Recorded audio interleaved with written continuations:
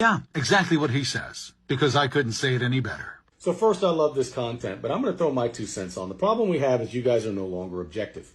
See, when you look at Joe Biden, you ignore his 50-year history, the desegregation of schools, 1994 crime bill, crack pipe for inequality, all the racist things he said. He lied about what he did with the civil rights movement, lied about his relationship with Nelson Mandela, lied about his wife's death, lied about his son's death, lied about his schools, his scholarships, his class rank. He's been caught plagiarizing, had to drop out of an election because of plagiarism. You're ignoring what the FBI is telling us about him being the big guy, his business dealings and receiving millions overseas, Hunter's laptop, the diary. You ignore the fact his DOJ has been weaponized and they went after the First Amendment by paying social media companies to censor free speech. For the first time in history, we raided the home of a president over classified documents, which he's allowed to have, which he can declassify.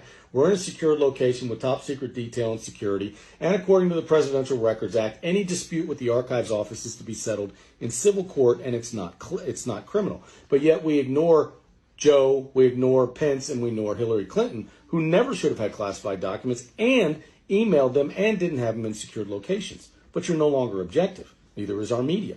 But when it comes to Trump, you say he's a tax cheat, then you, for the first time ever, release the taxes of Donald Trump, which showed he didn't do anything wrong. You went after him for Russia collusion, which was all bought and paid for by the Democrats with a fake dossier, which was then presented to a FISA court illegally to spy on a candidate and a former president. Then we wasted 4 or 5 years worth of investigation, millions upon millions of dollars, to find out that they knew all the way back in 2016 that nothing happened, yet Adam Schiff never got in trouble for lying and saying all the evidence they had.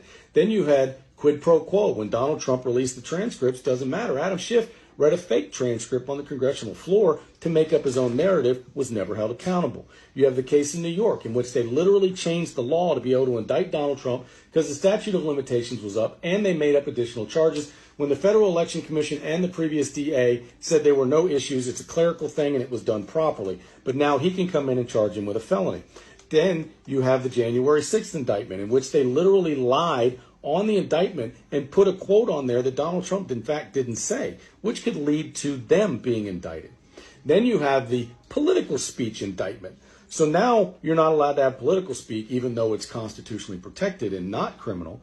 And yet you guys are so objective, you ignore 2016 election, you ignore Russia collusion and all the investigations, all based on the denial of an election, calling him an illegitimate president. How about Stacey Abrams' election? How about Al Gore's election? How about all the other elections that you guys challenged? But yet it's only criminal if Donald Trump does it, because there's no more objectivity and our media is corrupt and they will feed you information that is one-sided. Does that sum it up? Yeah, I'd say that about sums it up.